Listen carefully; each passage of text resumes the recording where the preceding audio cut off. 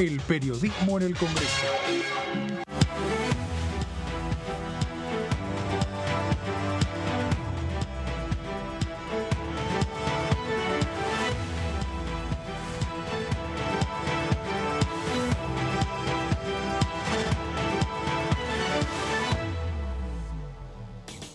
¿Cómo le va? Esto es el análisis por aquí por DTV, el análisis por Diputados Televisión, cerrando una semana, la semana previa a lo que va a ser, el cierre de las campañas. La semana que viene va a ser el cierre de las campañas y ya se va a esperar lo que va a ser la elección del balotaje del próximo día 19, el domingo 19 de noviembre. Y mientras tanto vamos a estar esperando también otro hecho importante a partir de una ley que sancionó este Congreso Nacional, que es el debate presidencial entre los candidatos que van a ir al balotaje, entre Javier Milei y el candidato Sergio Massa.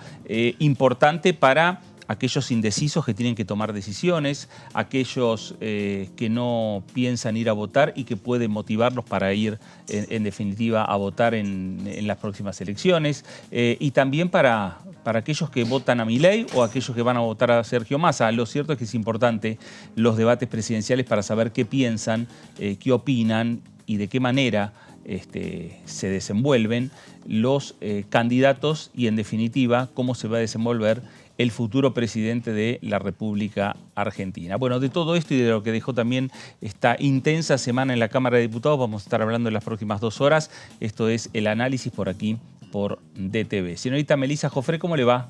Hola, Fer, buenas tardes. Bien, muy bien. Buen viernes, un viernes lluvioso. Sí, bastante lluvioso por aquí, por la ciudad de Buenos Aires. Sí, cerrando esta semana, Fer, que tuvo la última actividad, diríamos, ¿no? Ya de la Cámara antes del balotaje, con una sesión que nunca estuvo convocada, pero es cierto que el oficialismo había tenido intención de que este miércoles se abrieran las puertas del recinto. Finalmente no sucedió, pero sí se dejaron algunos proyectos ya listos, como el que fue el proyecto de financiamiento educativo, que vamos a estar seguramente repasando un poco de qué se trata. Es un proyecto que vino del Poder Ejecutivo, pero que en comisiones hubo varias modificaciones y tanto oficialismo como oposición firmaron el mismo dictamen. Ese es un dato, más allá de algunas disidencias parciales. Así que, eso estuvo entre uno de los tantos temas que tuvimos en las varias comisiones de esta semana. Muy bien, y antes de emprender su regreso a su provincia, antes de regresar a la provincia de Jujuy, diputado Carlos Cantero, gracias por visitarnos. ¿Cómo le va? Muy bien, muchas gracias a ustedes por la invitación. Bueno, decimos semana intensa porque hubo comisiones el día martes. El miércoles estaba prevista una sesión especial que pidió Javier Milei y otros diputados, que finalmente acordaron de antemano, a partir de una reunión con la presidenta de la Cámara, una declaración en conjunto de todos los presidentes de bloque. Y hasta último momento, Germán Martínez estuvo pendiente de ver la posibilidad de una sesión. Sí, eso ocurrió. Nosotros justamente el día lunes nos convocaron para que estuviéramos en Buenos Aires por si se daba la sesión. Después, afortunadamente, digamos, se pudo resolver a través de esta reunión que mencionabas. Y nos quedamos en Buenos Aires haciendo otras gestiones y otras cosas que teníamos que hacer para nuestras provincias, y yo estuve trabajando en eso, por eso claro. Estoy yendo recién hoy. Y hay que encarar el tramo final de la campaña. ¿Cómo se encara en la provincia de Jujuy? Bueno, nosotros, toda nuestra estructura militante, digamos, está trabajando a full en Jujuy ya de hace tiempo. Y naturalmente esta semana vamos a darle, digamos, como el puntapié final, digamos, a la cosa, organizando en toda la provincia lo que va a ser la fiscalización, lo que va a ser la movilización de nuestros militantes y de nuestros simpatizantes. Y además, esperando también el balotaje este domingo, que creo que va a ser fundamental para que la gente que hoy se mantiene indecisa todavía, pueda tomar una definición sobre cuál de los dos candidatos va a resolver votar. Porque sabemos, digamos, que esta situación de balotaje, donde nos quedan más que 2 alternativas, la gente va a votar, al que le gusta Massa lo va a votar a Massa. Para nosotros Massa va a ser seguramente nuestro voto. Los que están con Milei van a votarlo a Milei. Pero hay mucha gente que a los que ninguno de los dos seguramente los termina de convencer o los representan y tendrá que optar, digamos, por el voto en blanco, por no ir a votar o por votar en contra de alguno de los dos, porque eso no va a ser justamente un voto afirmativo, sino un voto negativo, ¿no? Diputado, consultarle cómo ha visto, bueno, esta semana destacó que esta declaración conjunta que salió entre los jefes de bloque, pero cómo vio el trabajo en comisiones, qué tema destaca de los que se hayan tratado y de los que espera también que se puedan aprobar, bueno, antes del recambio legislativo. Bueno, yo creo que es muy importante para nosotros que entendemos justamente, digamos, que la educación es una inversión, el tema de la ley, digamos, de financiamiento educativo. Yo creo que es uno de los temas más importantes. Después de eso yo no tuve mucha participación esta semana en lo que fueron las comisiones. Una reunión informativa en la Comisión de Salud, en la que no pude participar porque, bueno, yo también estoy en lo que es el Comando Nacional de Campaña de Unión por la Patria, y esta fue una semana de muchísimo trabajo coordinando, digamos, lo que va a ser el comicio de la semana que viene. Y bueno, estuve muy ocupado con eso. Claro. Tema, ¿no? Decía el tema de financiamiento educativo, bueno, justamente este año ha sido también todo un tema en su provincia, con los reclamos docentes. Sí, eso sucedió. Nosotros, pues, han ocurrido varias cosas, digamos, que tuvieron como su culminación en el rechazo de mucha gente del tema de lo que fue la convención constituyente y el resultado de la nueva convención.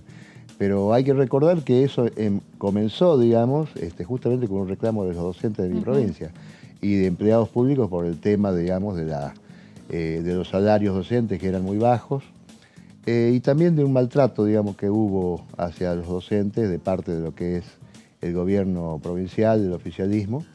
Y bueno, eso generó una reacción que terminó en las calles con manifestaciones y bueno, se fueron sumando estos otros ingredientes, como fue el tema de la reforma de la Constitución, también la aparición de los pueblos aborígenes reclamando por sus derechos, por sus tierras. Y bueno, eso generó en Jujuy una época, digamos, hasta de violencia en las calles, ¿no? Dentro de un mes, el 10 de diciembre, van a incorporarse los nuevos legisladores nacionales y van a terminar el mandato de aquellos que están venciendo el mandato este año, ¿no? Correcto. Como es el caso suyo.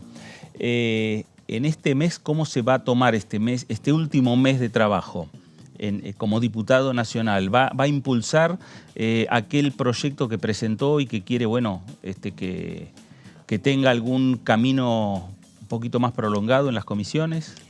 Sí, yo voy a intentar ver algunas cosas que tengo en carpeta. La verdad que ha sido muy corto el tiempo y la coyuntura electoral. Y también, digamos, la Cámara sesionó más de lo que habitualmente sucede, sí, claro, digamos, en estas épocas electorales. O sea que la verdad que hubo un cúmulo de trabajo importante en todos pocos meses, digamos, que me tocaron estar aquí. Así que bueno, vamos a tratar de aprovechar los últimos 30, 40 días que nos van a quedar para ver qué podemos hacer en ese sentido. Hay algunas cosas que hoy, justamente esta mañana, tuve una reunión en el Ministerio de Hábitat y Vivienda, que es una de las comisiones a las que yo pertenezco y es uno de mis intereses en el tema de la vivienda de la gente.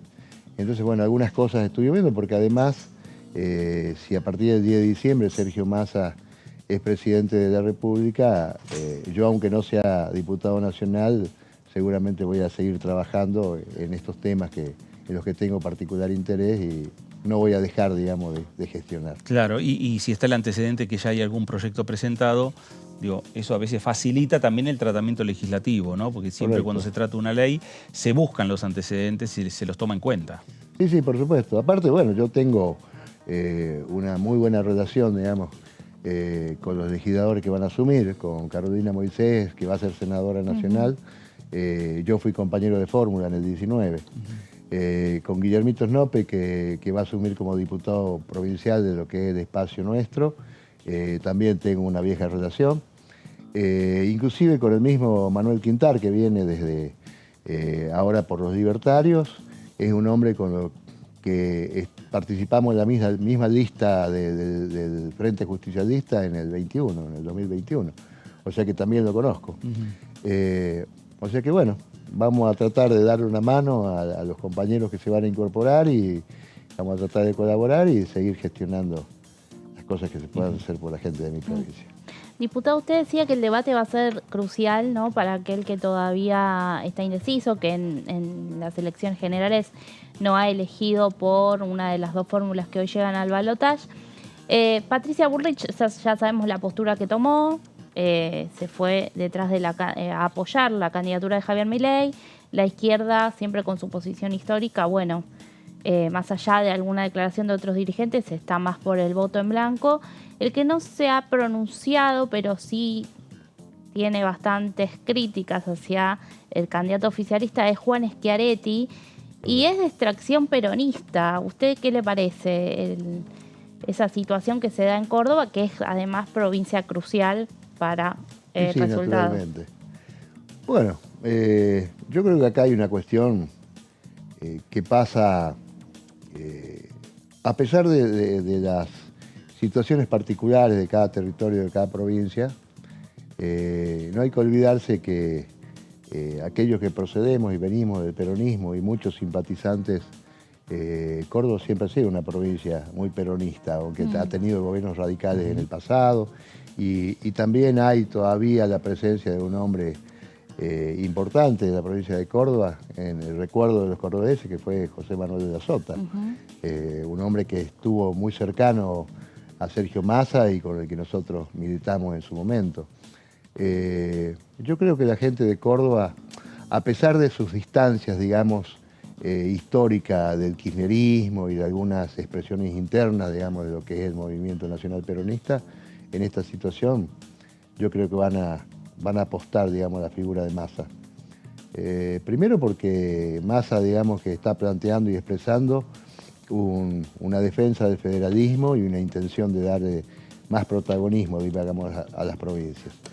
Y además porque estos dos modelos antagónicos que se están presentando en estas elecciones, que yo creo que además se van a visibilizar claramente en el debate presidencial, van a hacer que mucha gente, que como decía recién, digamos, algunos van a tener que votar a favor de sus candidatos y otros van a votar o no votar, o votar en blanco, y otros van a tener que optar por votar en contra de.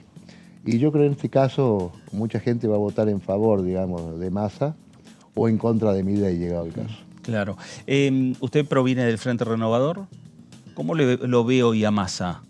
Ya que usted lo conoce más, conoce sus expresiones, conoce su andar, al verlo, a lo mejor más allá que usted pueda dialogar, pero al verlo en las imágenes, en las distintas provincias, parece que hay un Massa multiplicado que anda recorriendo todo el país.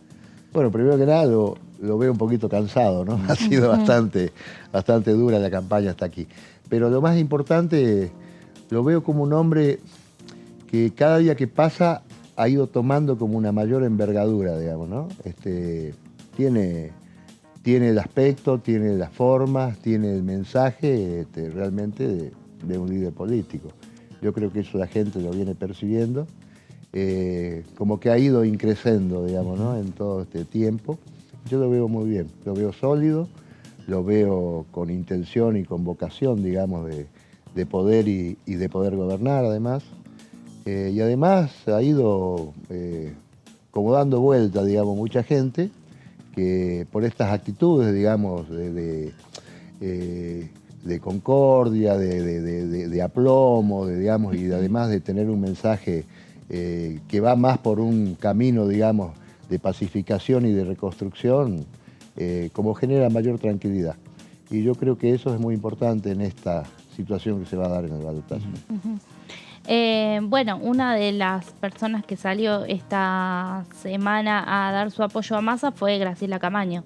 Sí, correcto. Con quien compartió el espacio hasta 2019 y bueno, y ella lo que un poco dice es que este Massa candidato es el mismo que en 2015. Él sigue sosteniendo las mismas cosas para su proyecto de país, digamos. Sí, correcto. Bueno, en ese sentido, a pesar de los acuerdos del 19 y todo esto, yo también lo conozco de la campaña del 2015, donde lo acompañamos. Y sí, Massa es un hombre que ha seguido sosteniendo, así como sostuvo que que el salario no es ganancia y que llegamos a la situación, digamos, de eliminarlo del salario de la gente. También hay otras propuestas que Massa ha seguido sosteniendo. Entre ellas esta posibilidad, digamos, de convocar a este gobierno de reconstrucción nacional, de convocar a los mejores hombres de otras fuerzas políticas. O sea que yo creo que esa es una propuesta importante, ¿no? Es una propuesta que tiene que ver más con la posibilidad de que cerremos la grieta y que encontremos un camino para que los argentinos tengamos un destino de mayor grandeza y de mayor felicidad. Yo creo que eso la gente lo aprecia. Y ante las otras actitudes, digamos, hasta desaforadas del candidato opositor, yo creo que la figura de Massa en esta actitud conciliadora es muy buena. ¿Cómo imagina el Congreso que viene, más allá de la disminución de bancas que tiene el Frente de Todos o Unión por la Patria, más allá de la disminución de bancas de Juntos por el Cambio, el crecimiento de La Libertad Avanza? ¿Cómo imagina el Congreso que le va a tocar al futuro presidente? Bueno, seguramente va a ser un Congreso, el otro día yo lo decía medio en broma, digamos, un Congreso que va a tener que trabajar de Congreso, digamos, va a tener que trabajar de la posibilidad de conseguir los acuerdos, de acercar las posiciones y de ver cómo se consiguen, digamos, los números necesarios y esos acuerdos para poder sacar las leyes que seguramente vamos a necesitar. Y en ese sentido, los hombres que tienen, digamos, vocación de diálogo y que tienen la posibilidad de hablar con los legisladores de otras fuerzas y de acercar posiciones van a ser muy valiosos. Y la posibilidad, digamos, de tener ese diálogo, especialmente con los líderes de las otras fuerzas, va a ser muy importante. Massa es un hombre que tiene, digamos, esa posibilidad y algunos otros compañeros nuestros de la bancada del oficialismo también lo tienen. Entonces yo creo que eso va a haber que ponerlo en valor y ponerlo a trabajar para poder conseguir estos consensos, ¿no? ¿Alcanza con tener voluntad de diálogo en el Congreso Nacional por parte de las futuras autoridades, de los bloques? Digo, ¿alcanza con esa voluntad si en el Ejecutivo hay de repente una persona que no tiene voluntad de diálogo y tiene la idea de, bueno, utilizar la motosierra?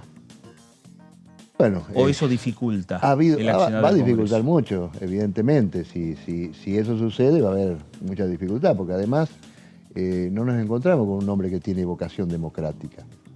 Es decir, nos encontramos con un hombre que evidentemente ha despreciado la tarea del Congreso en muchísimas manifestaciones. Una de las cosas que se dijo en su momento es que había que cerrar el Congreso de la Nación. Es un país que tiene formas republicanas y como nosotros, que tenemos una democracia que nos costó además mucha sangre llegándolo al pueblo argentino. Plantearse cerrar el Congreso realmente es una animalada, por decirlo de alguna forma. Y yo creo que naturalmente se va a hacer muy difícil, porque además, a pesar de que han incorporado nuevos legisladores y tienen, digamos, una bancada que no es demasiado numerosa, no le va a alcanzar tampoco para imponerse sobre el resto. O sea que ahí realmente, si nosotros vamos a tener que tener vocación de diálogo, si es que Massa es presidente, y vamos a tener que trabajar mucho para conseguir los consensos, del otro lado va a ser mucho peor porque son mucho menos. Sí. Diputado, uno de los temas de esta semana también fue que organismos de derechos humanos asistieron a reclamar por los distintos proyectos que hay para sancionar el negacionismo, sobre todo con inhabilitación a funcionarios públicos, ¿no? ¿Usted qué considera del proyecto? Bueno, teniendo en cuenta también esto que comentábamos de que desde La Libertad Avanza no hay demasiada solidez al responder si creen en la democracia y además los dichos sobre, negar la cifra de desaparecidos y un poco hasta reivindicar, ¿no?, a los genocidas. Bueno, mire, con ese tema yo tengo una posición muy clara, digamos. Yo he vivido los 50 últimos años de la historia nacional y todas sus etapas. Tengo un cuñado desaparecido, tengo una hermana viviendo hace más de 40 años en Australia porque se exilió. A mi padre fue perseguido durante la época del proceso militar. Y además tengo muchos amigos y muchos compañeros, digamos, que han sufrido la violencia, digamos, de este Estado dictatorial de aquella época. Entonces, naturalmente que yo creo que, primero, quienes no respetan la memoria de los argentinos y además propugnan este tipo, digamos, de acciones violentas y la defensa de estas situaciones tan duras que nos tocaron vivir a los argentinos en la década del 70 particularmente. Yo creo que tiene que tener una condena social y además una condena efectiva, digamos, por parte del Estado Nacional. Esto es como defender el nazismo, digamos, es una cuestión que en el mundo está absolutamente denostado, digamos. Entonces, yo creo que nosotros, que hemos hecho mucho esfuerzo, digamos, para recuperar la democracia, para recuperar la república, y han costado muchos años de dolor. Todavía hay que recordar que hay muchos nietos, hijos de desaparecidos que todavía no los encontramos. Entonces, esto de plantear, digamos, el curro de los derechos humanos, como se dijo en algún momento, me parece una barbaridad. Así que yo estoy absolutamente de acuerdo, digamos, con que debería haber algún tipo de sanción.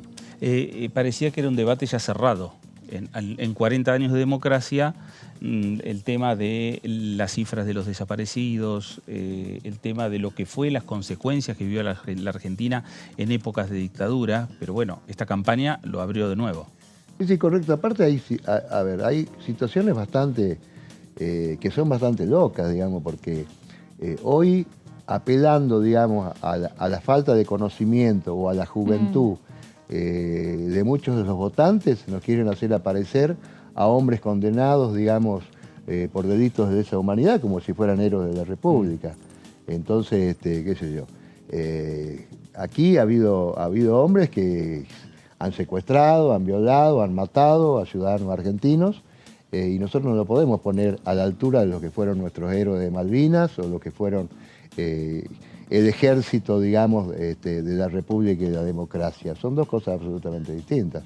Entonces, bueno, esto tiene que ver con que también hago un mea culpa en este sentido, digamos. También ha habido por parte nuestra quizás no trabajar más, digamos, sobre la información que deberían recibir nuestros jóvenes para que realmente conozcan de nuestra historia reciente, porque si conocieran un poquito, seguramente no lo votarían a este hombre. Diputado, volviendo a su provincia, uno de los que, bueno, no es su provincia, pero está ahí pegado. Además, usted nos ha contado también de que estuvo muchos años en Salta. Así es, correcto. ¿Cómo cree que impacta el apoyo que dio Juan Manuel Urtubey a la candidatura de Massa? ¿Tendrá alguna yo creo que es importante, digamos. Hay que recordar que los gobernadores de Salta tuvieron periodos prolongados de gobernación. Digamos, Juan Carlos Romero fue 12 años gobernador, Urtubey fue 12 años y ahora Gustavo Sanz va por 12 años, digamos. O sea que como que los salteños se enamoran de sus gobernadores. Y el caso de Urtubey es un gobernador que por mucha gente es muy bien recordado, digamos. Y es un hombre joven, es un hombre que en determinado momento también representó a un sector del peronismo, digamos, republicano y todo eso que en algún momento se intentó conformar con Schiaretti, con Pichetto y con el mismo Massa en otros momentos. Alternativa Federal. Alternativa Federal, donde estaba Labaña también y otros hombres. Bueno, eso es el apoyo explícito de un sector del peronismo que no estaba incluido, digamos, hasta aquí dentro de lo que es la conformación de este frente, digamos, donde llegó este gobierno que estamos despidiendo prácticamente ya en estos meses, ¿no? Claro. Es como que Massa también fue a buscar a los viejos dirigentes que estaban en algún momento con él en los diferentes diálogos y construcciones políticas. Sí, yo diría que es como un reencuentro, una búsqueda mutua, diría yo, ¿no? Porque esos hombres que alguna vez caminamos juntos, estábamos medio alejados y hoy ante la necesidad, porque esta es una necesidad de defensa propia, digamos, para nosotros de defensa de la patria. Entonces, todos los hombres, digamos, de bien, como les gusta tanto decir del otro lado, realmente se deberían poner de este lado. Entonces yo creo que la colaboración y la participación de Urtubey y el apoyo de Urtubey es importante, ¿no? Bueno, y finalizando por mi parte, ¿cómo se va, con qué sensación del trabajo realizado estos meses en cuanto al bloque en cuanto al trabajo del bloque, con la conducción de Germán Martínez, con este trabajo que realizaron incluso en tiempo electoral y llevando adelante una agenda importante que vino por parte del Ejecutivo? Bueno, yo la verdad que tengo un gran aprecio y un gran respeto por Germán Martínez. Es un hombre que conduce el bloque de una forma hasta muy amena, digamos, porque él es un hombre que tiene un don de gente y una calidad muy particular. Conoce a todos los integrantes y es un hombre que siempre está dispuesto, digamos, a acompañar, a dar una mano y siempre son muy amenas, digamos, las reuniones de bloque. Bueno, y además, sinceramente me sorprendió mucho la capacidad de conducción como presidenta de la Cámara de Cecilia Moró. Una mujer que tiene, digamos, desde su condición de mujer, la capacidad de conducir a una Cámara con muchos hombres y muchos que no somos tan jóvenes, digamos, ¿no? Se lo han hecho sentir también algunos. Sí, pero la he visto responder con mucha solvencia y con mucha autoridad y la verdad que no la esperaba, digamos. Me sorprendió y me sorprendió muy gratamente. Así que la verdad que ha sido muy bueno. Bueno, seguramente antes que finalice el mandato vamos a tener alguna charla más, pero ¿esta experiencia se la quiere llevar a Jujuy, seguir trabajando en la provincia o con la idea de volver a la ciudad de Buenos Aires?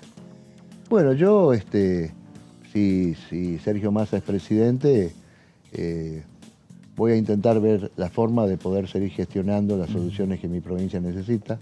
Posiblemente venga a Buenos Aires. Y bueno, pero de todas formas no vamos a abandonar, digamos, la tarea militante en mi provincia y la organización de lo que es el Frente Renovador allá. Y bueno, dentro de 2 años, cuando haya legislativas, veremos cómo se encamina, digamos, la posibilidad de que sea legislador nacional o no. Y el objetivo principal que tenemos es que dentro de 4 años queremos recuperar para el peronismo el gobierno de la provincia. Ahí van a empezar a trabajar porque la interna en el peronismo de la provincia dejó muchos heridos. Sí. Por lo menos las PASO, ¿no? Sí, y todavía hay algunos sectores que quedaron como definidos. Yo soy un hombre que tengo muy buen diálogo con todos. Y además me tomo la tarea y tengo vocación, digamos, por acercar posiciones con mis compañeros y esperamos, digamos, que cuando se resuelva la interna del Partido Justicialista podamos ver la forma de poder caminar juntos y de realmente armar, digamos, una fuerza importante con el movimiento nacional en Jujuy, porque yo por lo menos aspiro a que dentro de 4 años tengamos un gobernador peronista de vuelta en Jujuy. Carlos, gracias por estos minutos de visitarnos aquí en DTV. Bueno, la verdad que es siempre un gran placer poder acompañarlo y muchas gracias por la invitación. Gracias. Carlos Cantero, diputado nacional del Frente de Todos por la provincia de Jujuy. Cambiamos de tema, hablamos del financiamiento educativo. Sobre este tema habló la presidenta de la Comisión de Educación, Blanca Osuna. Hay madres hoy que no pueden trabajar, familias que no pueden resolver las cuestiones laborales porque no tienen un lugar donde sea acogido, cuidado su niño o niña de 45 días a 3 años. Eso es importante. Esta ley lo establece. Hay además escuelas que necesitan inversiones para su mantenimiento. Hay lugares donde se necesita una nueva escuela. Estamos hablando sobre todo del nivel secundario, donde la obligatoriedad lo que hace es condicionar y generar una demanda, y esa demanda además tiene que estar vinculada a temáticas que los nuevos conocimientos, la tecnología van exigiendo y van poniendo como objetivo, que naturalmente si no hay una revisión permanente, continua, activa de las propuestas curriculares, hay un desacople entre lo que los chicos aprenden y lo que efectivamente la necesidad, la vida les demanda y sus intereses propios. Hay lugares que necesitan universidades con laboratorios, con desarrollos. Bueno, usted me dice cuál es lo más importante y yo le digo, la verdad que hay una serie de cuestiones, sí, aristas, metas, objetivos que deben ser cumplidos. Para eso, bueno, hay docentes que requieren, que necesitan mejores condiciones laborales o mejores salarios. Y ahí está el Estado. Esto es una responsabilidad del Estado. A la Argentina tuvo una ley de financiamiento, la ley, la 26075, una ley de Néstor Kirchner, una ley que aprobamos y debatimos acá. O sea que estamos hablando de actualizar el compromiso de nación y provincias en relación al sostenimiento, pero además el autoimponer para el Estado, cuando digo Estado, digo nación, provincias, municipios, nuevas metas actuales a la demanda de la educación de hoy.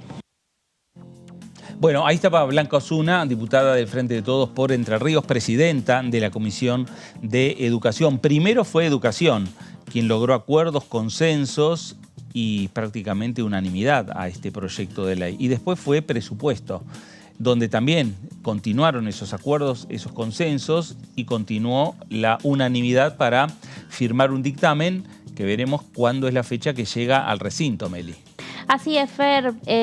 Como vos bien decías, en educación fue donde se estuvo trabajando este texto, además de 4 reuniones informativas que hubo, por las que pasaron varios expositores de todos los sectores, funcionarios del Poder Ejecutivo, estudiantes mismos, gremios docentes.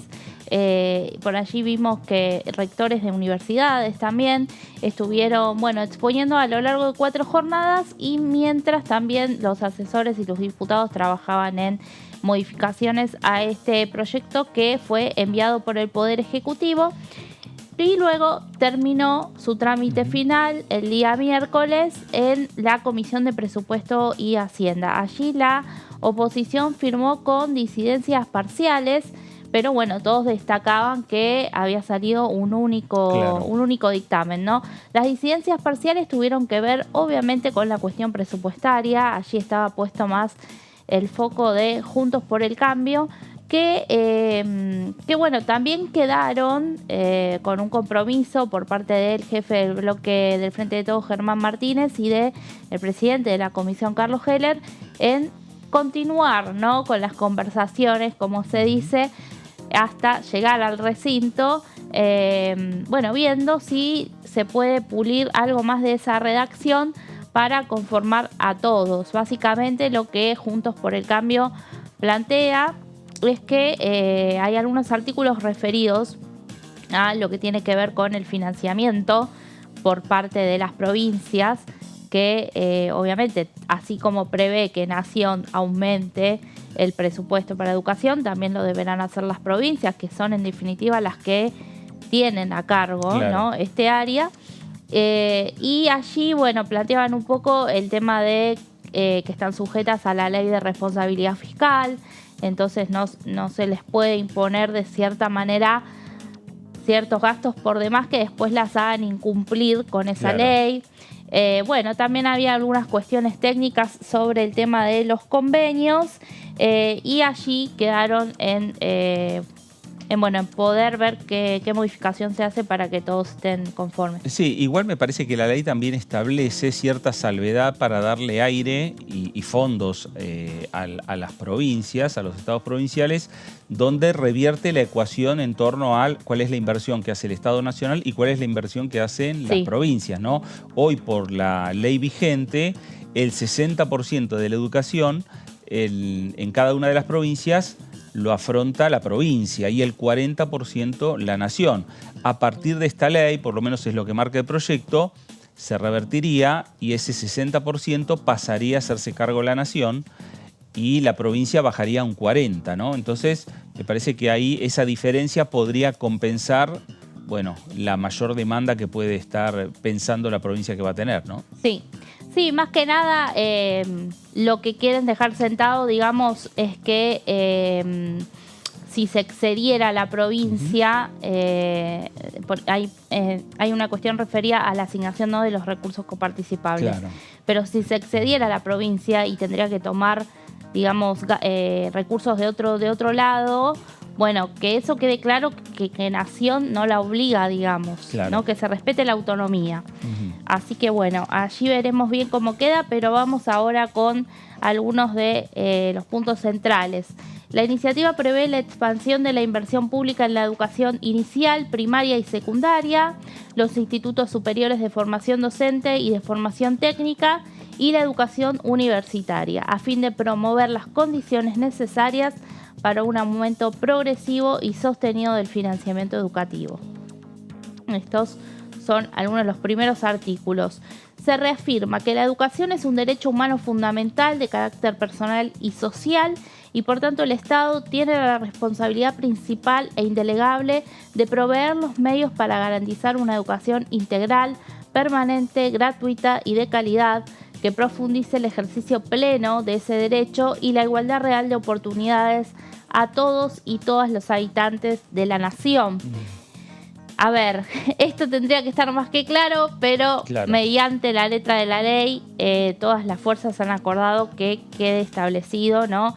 La educación como derecho, la educación gratuita y de calidad, la educación pública, reivindicando esta bandera. Un poco también este proyecto nace en el marco de esta campaña electoral, donde se ha puesto este tema en debate, donde va a ser uno de los tópicos del debate del próximo domingo entre los candidatos a presidente, porque obviamente ha sido muy discutido y lo sigue siendo la propuesta que ha tenido La Libertad Avanza respecto a la escuela con vouchers, un sistema que no han explicado en su totalidad, y también con algunas cosas que se dijeron y después se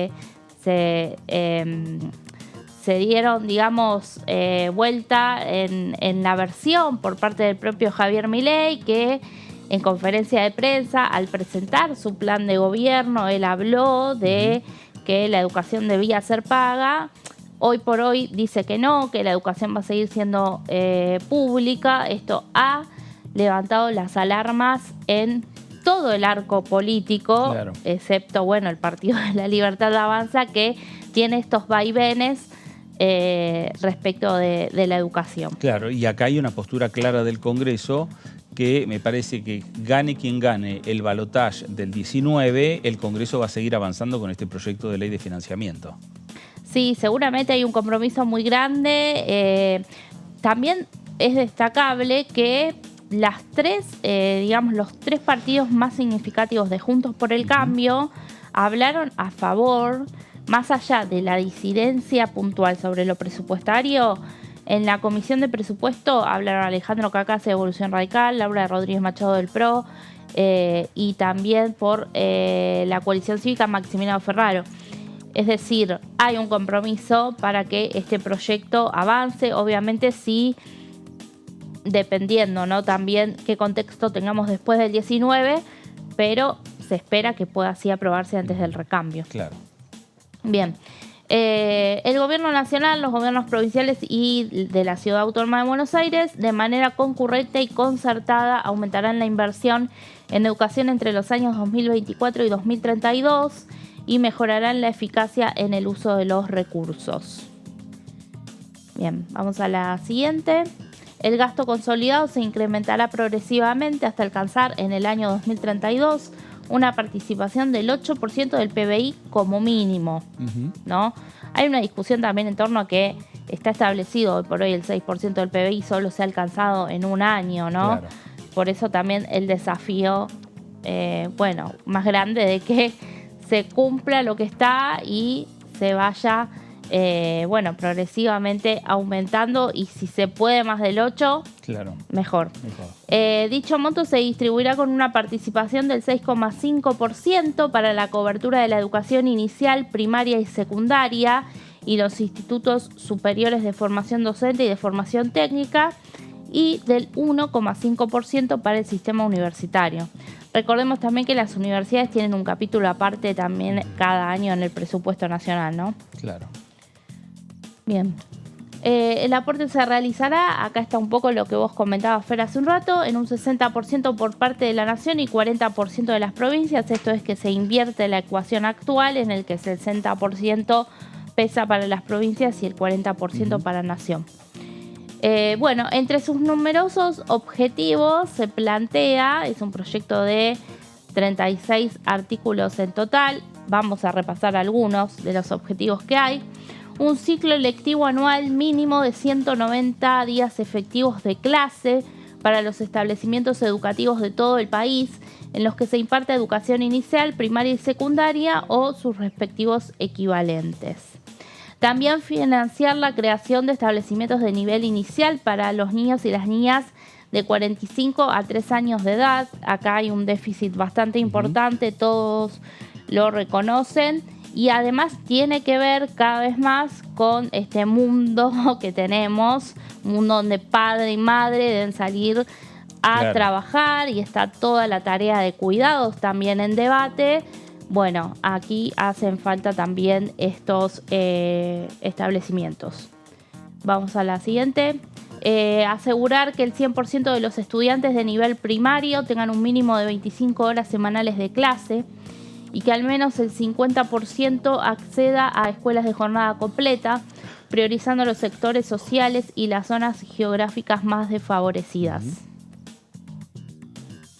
También destinar recursos necesarios para la implementación de políticas de transformación de la escuela secundaria, un poco de lo que siempre escuchamos hablar, ¿no?, al diputado Arroyo. Sí, exacto. Con espacios curriculares flexibles, un nuevo formato pedagógico, adecuando los contenidos a los desafíos actuales que enfrentan las generaciones jóvenes. Claro, o sea que no solo la discusión es mayor fondos, mayor partida presupuestaria, mayor inversión del Estado, sino también, en definitiva, marcar para qué es necesario. Tal ¿no? cual. Y Sí. una reforma que seguramente puede ir acompañada por otras reformas de, por ejemplo, lo que señalamos del diputado Daniel Arroyo, que tiene un propio proyecto, y otras fuerzas también, para reconvertir lo que es la escuela media hoy en la República Argentina, la escuela secundaria. Así es.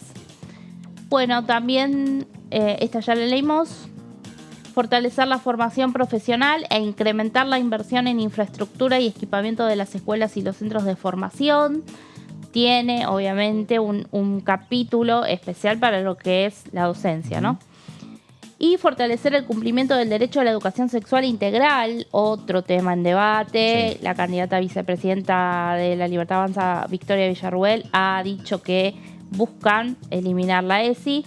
En realidad está en la plataforma electoral de La Libertad Avanza. Esto que a veces se confunde entre lo que es propuesta ante alguna entrevista. No, esto está en la plataforma electoral. Eliminar la ESI, que ellos consideran como adoctrinamiento, más allá de que ha demostrado que ha sido fundamental en el caso, por ejemplo, de denuncias de casos de abuso sexual infantil, ¿no? La ESI ya es ley desde 2006. Claro.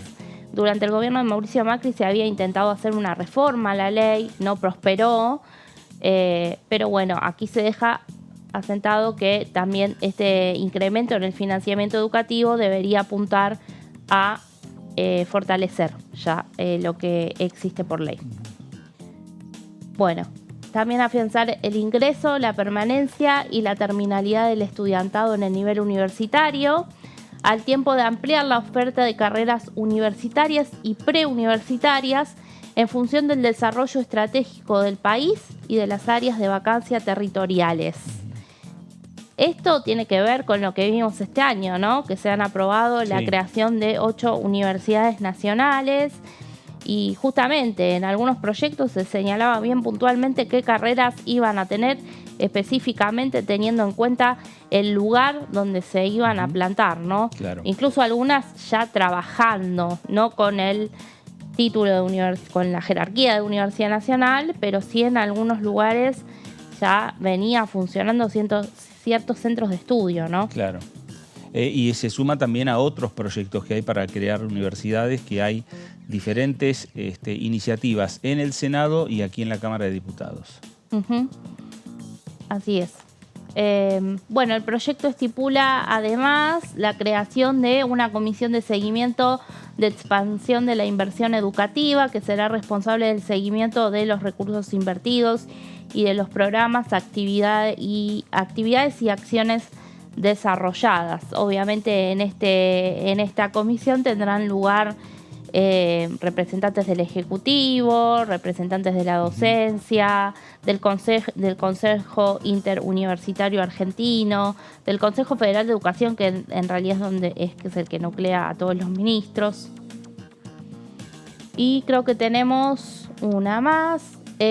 Bueno, ratifica la vigencia de la paritaria nacional docente, también el FONIT y el Programa Nacional de Compensación Salarial Docente, y se implementa un sistema nacional de evaluación bianual que incluya los operativos nacionales e internacionales de evaluación y evaluación formativa. Ahí estamos, bueno, me parece. Ahí estamos, esta es la última placa, perfecto. Bueno, Meli, perfecto, porque este es el debate que se viene, que quedó pendiente, que por momentos el oficialismo, por intermedio de Germán Martínez, quería discutirlo esta misma semana y que esta misma semana, aprovechando ese consenso que existió en la Comisión de Educación y en la Comisión de Presupuesto, podría haber sido sancionado por parte de la Cámara de Diputados. Bueno, las alternativas políticas después llevaron a, bueno, redefinir cuándo tiene que llegar este proyecto al recinto, Recordemos que la Comisión de Presupuesto y Hacienda, para tratar este tema, se había programado una hora antes de la sesión especial que había pedido Javier Milei para discutir lo que es la situación de los rehenes argentinos en manos de Hamas, del grupo terrorista. Previamente después hubo una reunión de los presidentes de bloque con Cecilia Moró. A pedido de Cecilia Moró se logró un acuerdo y un entendimiento entre todas las fuerzas políticas y se logró una declaración de la Cámara de Diputados. Así es. En esto que resaltaba el diputado Cantero hace unos instantes con nosotros, ¿no? Del rol de Cecilia Moró, sí, realmente fue muy importante. A ver, esa sesión que había sido citada por Milei, se sabía un poco en la antesala que no iba a reunir quórum. Entonces, este llamado que hace la presidenta de la Cámara a todos los jefes de bloque, en medio de este contexto, ¿no? También, es verdad que es un tema muy sensible por el cual hay preocupación de todos, excepto un sector que es el Frente de Izquierda, claro, no porque no tenga la preocupación sobre lo que está pasando en el conflicto en Medio Oriente, sino más por la posición respecto a Israel-Palestina, claro, ¿no? Que tienen públicamente. Pero sí fue, destacable lo que pasó, el consenso que hubo, más allá de que primero costó bastante llegar a esa declaración, claro, no fue obviamente algo fácil, pero se logró. Y bueno, salió esta declaración conjunta que lo que hizo fue finalmente dejar sin chances la sesión convocada para el miércoles. Esto sucedió el día martes. Claro. Y lo que iba a ser la otra sesión en realidad nunca se había convocado. Claro. Entonces esa comisión de presupuesto para tratar financiamiento educativo que estaba programada para las 9 ya se pasó un poco más tarde el día miércoles. Claro. Y fue la actividad del día. Claro, y fue también el tema central porque en definitiva también se logró el acuerdo y el consenso de la Comisión de Presupuesto para este proyecto de ley de financiamiento educativo en la República Argentina. Y sobre este tema habló Alejandro Cacase de Evolución Radical de esta manera. Bueno, en verdad ha hecho un gran trabajo la Comisión de Educación y los diputados y diputadas que le integran, al igual que las autoridades también del Ministerio que han estado presentes a lo largo de todo el debate y en las reuniones informativas.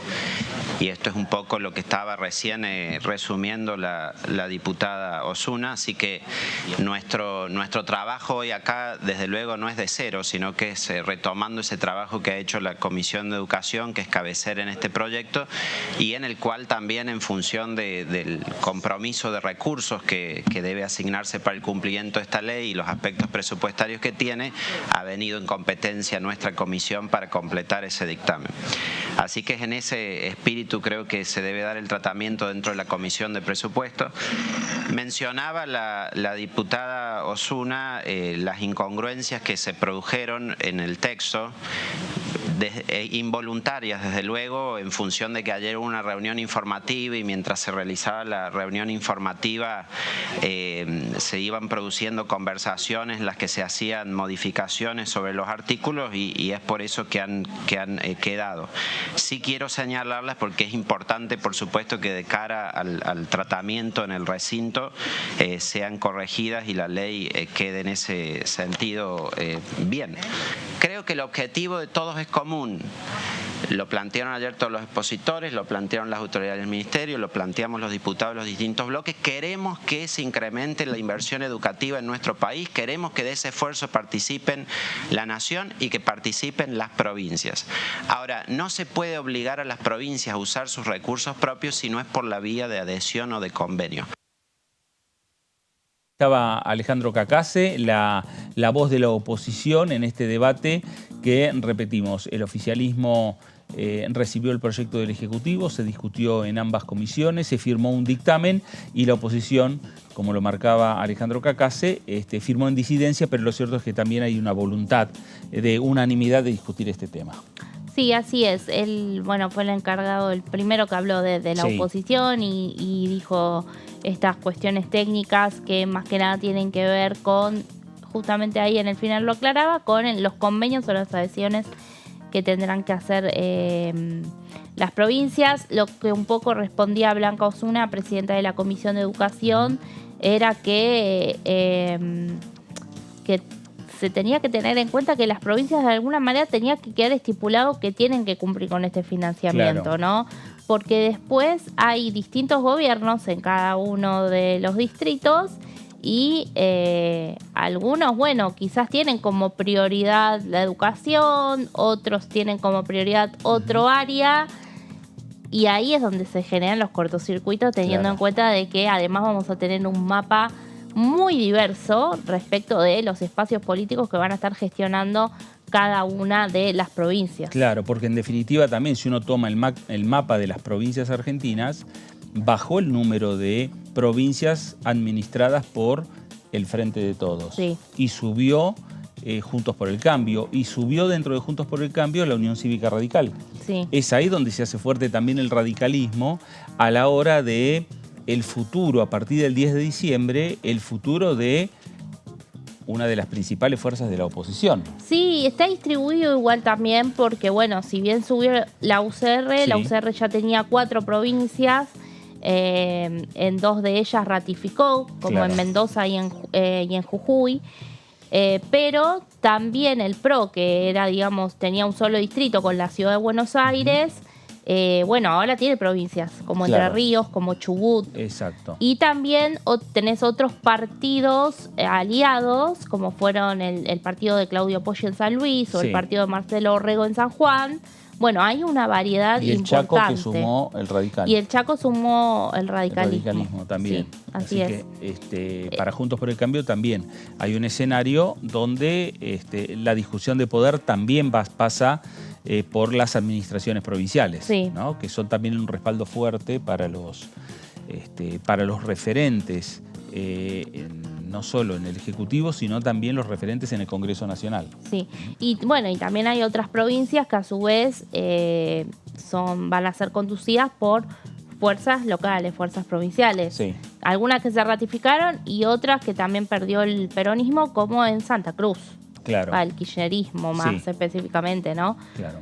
Con esta nueva fuerza de Claudio Vidal, quien, bueno, fue diputado desde 2021, dejará su banca, asumirá su reemplazo y también tendrá... Senadores ahora. Va a tener 2 senadores. Los senadores por la mayoría, en un resultado que fue muy distinto a lo que fue las PASO. Claro. Santa Cruz fue muy distinto. Sí. Se preveía que el Frente de Todos iba a tener las 2 bancas por la mayoría y una iba a tener Juntos por el Cambio. Finalmente Juntos por el Cambio queda relegado a tercer lugar. Sí. Milei no tuvo candidatos en Santa Cruz, así que no estaba en esa pelea, pero sí desplazó a Juntos por el Cambio la fuerza oficialista de Vidal. Claro, y lo que se vio distinto a otras provincias, que a veces los gobiernos provinciales o las elecciones provinciales terminaban de una manera y cuando se realizaba la elección nacional tenían otro color político, ¿no?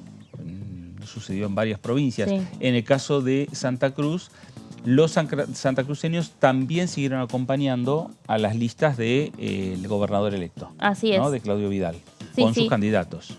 Sí, que bueno, en las PASO más que nada se definió, no hubo paso para gobernador. No, claro. El día que nosotros tuvimos pasos nacionales, directamente ya se había definido allí el gobernador. Claro, exactamente. Y en ese momento, las listas legislativas a nivel nacional la fuerza de Vidal no sacaba a legisladores, claro, digamos. Claro, exactamente. Bueno, vamos a hacer una pausa aquí en el análisis y al regresar vamos a seguir hablando de estos temas. La agenda del Congreso, ya no pensando para la próxima semana, la agenda hay que pensarla para después de las elecciones nacionales, después del balotaje del próximo 19 de noviembre. Pausa, esto es el análisis por aquí por DTV, regresamos enseguida.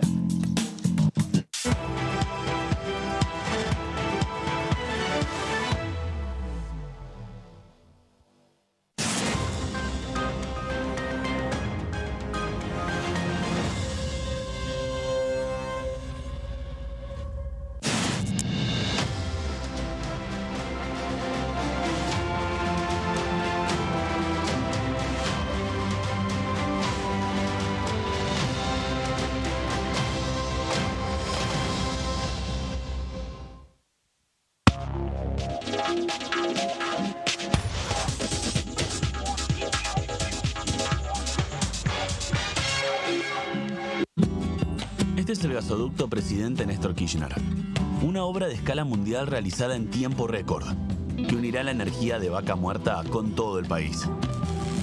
Innovaciones, tecnología, cientos de kilómetros de acero y miles de trabajadoras y trabajadores. Esta megaestructura alimentará la llama del país, uniéndonos con nuestros seres queridos, acelerando la economía, ahorrando divisas, con desarrollo, con federalismo, con soberanía y orgullo. Gasoducto Presidente Néstor Kirchner. Mueve energía, mueve al país.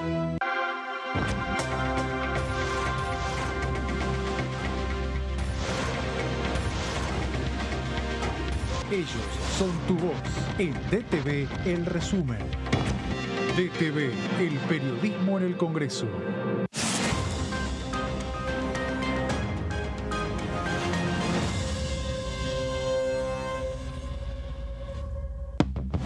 Reforzamos los ingresos a más de 2.400.000 titulares de la tarjeta alimentar. Y detrás de ese dato, cuidamos a quienes más lo necesitan.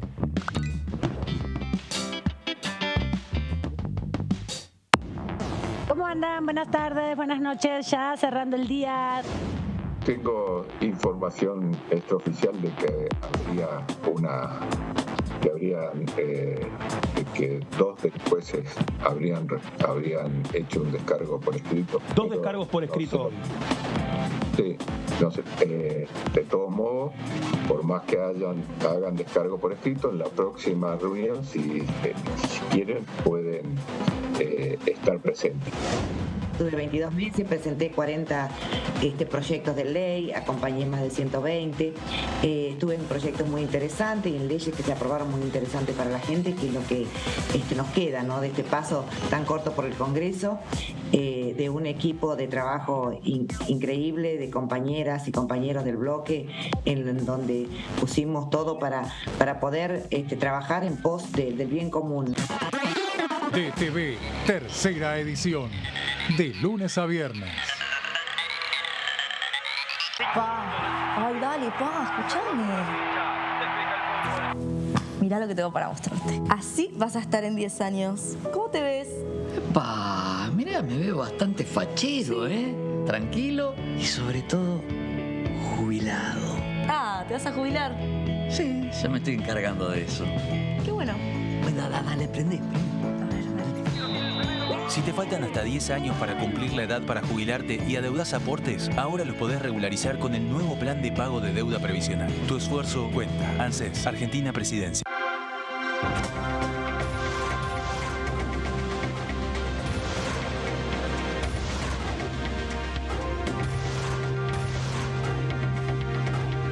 Ellos son tu voz en la tercera edición.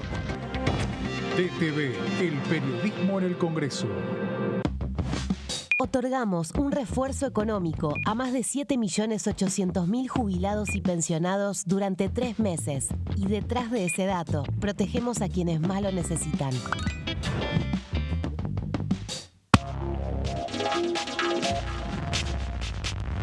DTV es información, diálogo, análisis. DTV es federalismo, pluralidad de voces, libertad de expresión.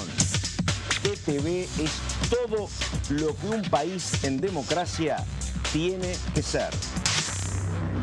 DTV es tu voz en el Congreso. Este 2023 seguí eligiéndonos. DTV, el periodismo en el Congreso.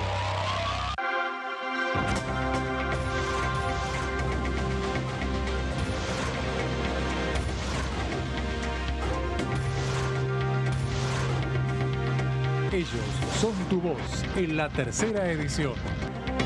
DTV, el periodismo en el Congreso. Hola, hola, hola, ¿cómo va? Aquí estamos. Yo me crié en Neuquén, hice mi colegio primario y secundario y me vine a estudiar a Buenos Aires a los 18 años. Y yo creo que esa infancia y esa juventud o adolescencia es fundamental en nosotros para toda la vida, ¿no?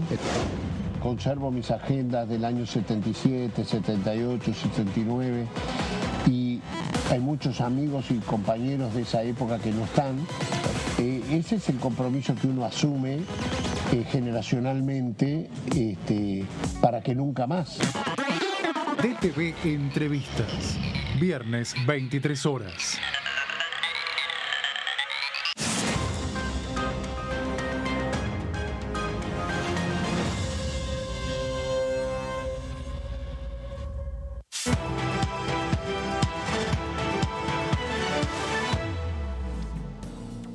Muy bien, regresamos aquí al análisis por DTV, el análisis por Diputados Televisión y saludamos ya al señor José Di Mauro. ¿Cómo le va, Muy José? bien, ¿Cómo andamos? acá, recordando viejos tiempos.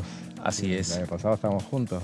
También. Renovamos el equipo. Bueno, enseguida vamos a estar hablando también con José sobre la Cámara que se viene, sobre el Congreso, que tiene discusiones a partir de lo que va a ser después del balotaje del próximo 19 de noviembre. Nos vamos ahora rápidamente a nuestro móvil porque nos está llamando Sofi Raimunde. Sofi, buenas tardes.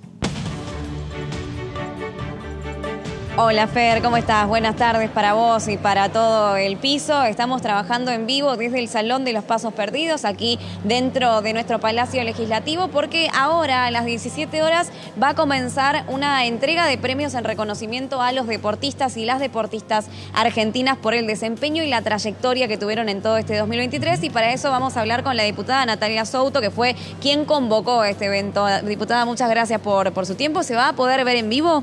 Sí, se va a poder ver en vivo y bueno, la idea justamente es esto, visibilizar y poder contarle a la ciudadanía quiénes son todos nuestros deportistas que vienen recibiendo premios, que se vienen esforzando muchísimo y que bueno, que consideramos que era un buen momento esta época del año, ¿no? Después de los Juegos Panamericanos y cuando están por empezar los Parapanamericanos, de poder visibilizar y también darles una distinción como Cámara de Diputados de la Nación que realmente se lo merecen.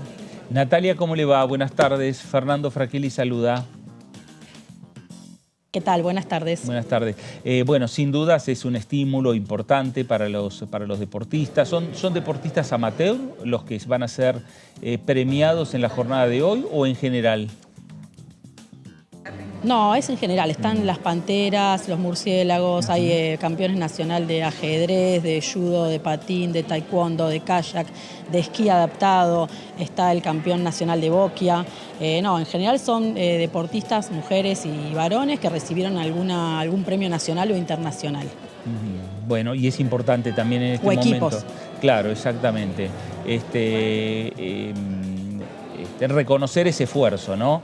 En muchos casos son trabajo de equipos y en otros casos trabajos individuales que necesitan mucho esfuerzo, mucho más que cuando se trabaja en equipo. Sí, en general todos y el deporte, todos los deportistas de nuestro país tienen un enorme esfuerzo, una enorme trayectoria, les cuesta muchísimo llegar hasta donde llegan, muchas veces acompañados siempre por su familia, pero también por los clubes de barrio y también por el Estado, pero eso no implica que no hacen un gran esfuerzo, todo ese conjunto, ¿no? de personas y de comunidad que rodea, y bueno, por eso consideramos que era muy importante hacerles un mimo, hacerles un reconocimiento y un premio, ¿no? A esta altura del año. ¿Cómo le va, diputada? José Di Mauro la saluda. ¿Qué tal? Buenas tardes. ¿Qué tal? Citaba recién los Panamericanos que terminaron la semana pasada. ¿Hay alguno de los deportistas que participaron ahí en esa convocatoria? Sí, las panteras, los murciélagos, sí, las panteras y los murciélagos, y también está una de las chicas que compitió en taekwondo. ¿Qué tal, diputada? La saluda Melissa Jofré. Bueno, usted mencionaba la importancia, obviamente, de más allá del esfuerzo propio de los deportistas, ¿no? Lo que hay detrás, el apoyo por parte del Estado. No se habla muchas veces del rol, ¿no?, que tiene el ministerio, en este caso es Ministerio de Turismo y Deporte. Pero bueno, desde allí, ¿qué resalta o qué destaca del trabajo que se está haciendo desde esa cartera? Yo, por lo menos por lo que vengo trabajando estos 2 años, con todas las propuestas legislativas, siempre en conjunto con los deportistas, con los clubes, con las organizaciones, con las instituciones y también con el ministerio.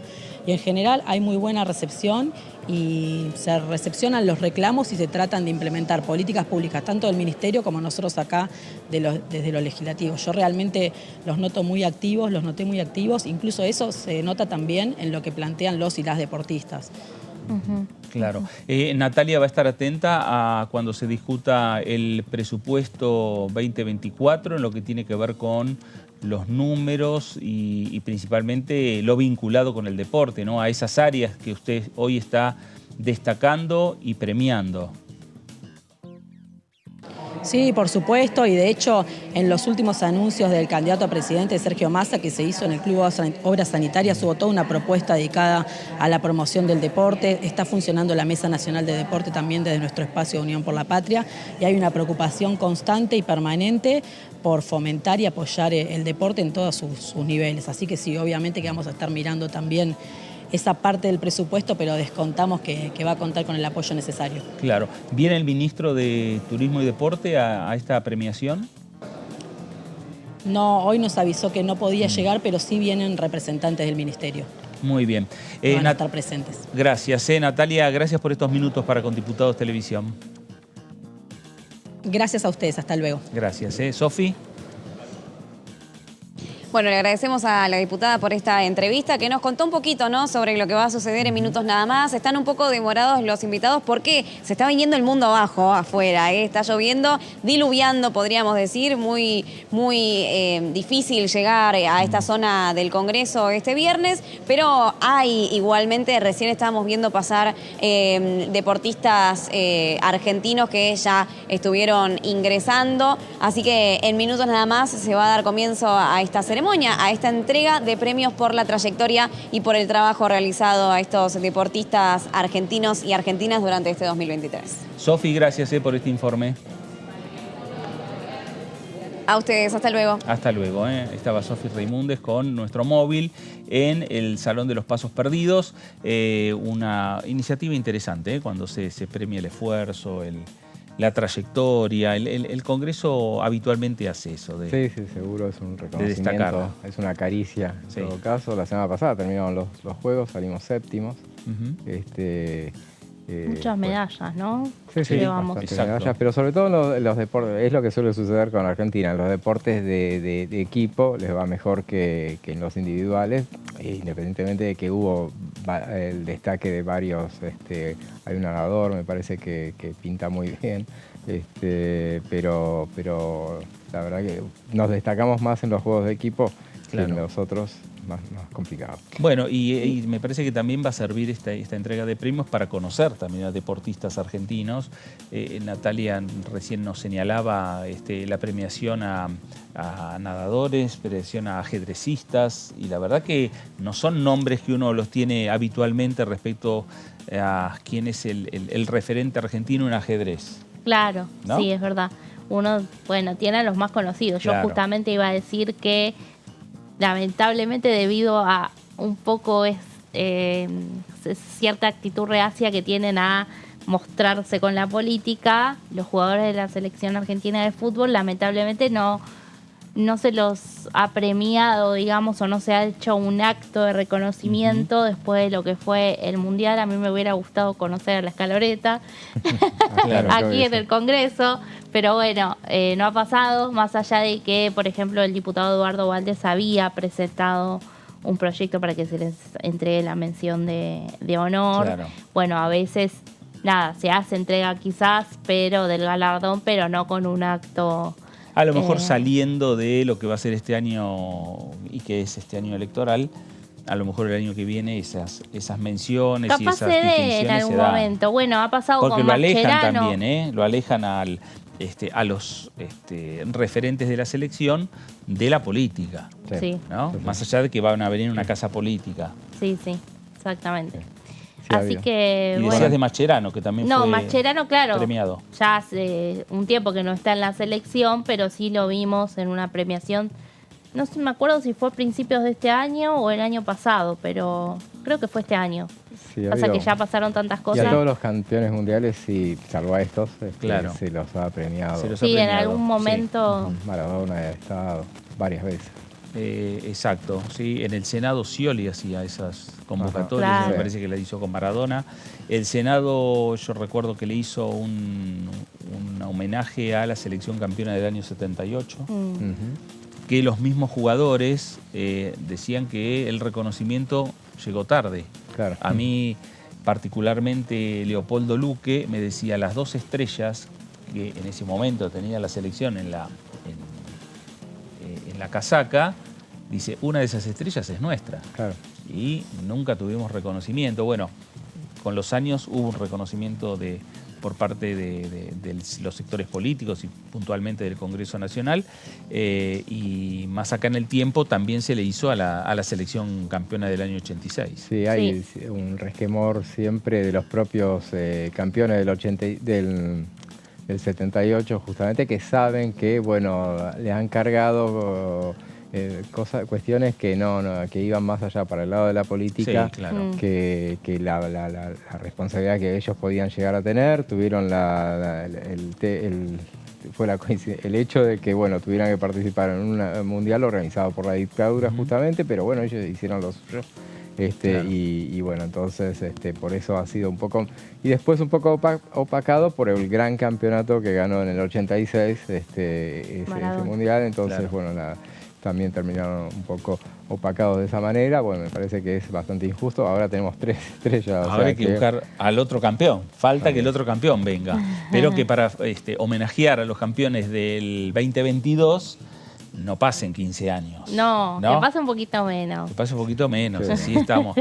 Porque si no, también las nuevas generaciones van perdiendo de vista a esos campeones y cuando los ven en el Congreso dicen, ¿quiénes son esta gente? Claro. ¿A quiénes están premiando? ¿No? Sí. Bueno, igual un Messi va a ser muy difícil de Messi me parece que olvidar. No vino nunca. Yo no recuerdo. No. También se necesitaría un operativo especial si viene Messi. Fue como la verdad que Maradona. sería, sí. ¿No? Sí. Pero bueno, es fácil. Es muy habitual eso de hacer esas entregas y me parece que es un lugar adecuado. Totalmente, es importante, muy importante.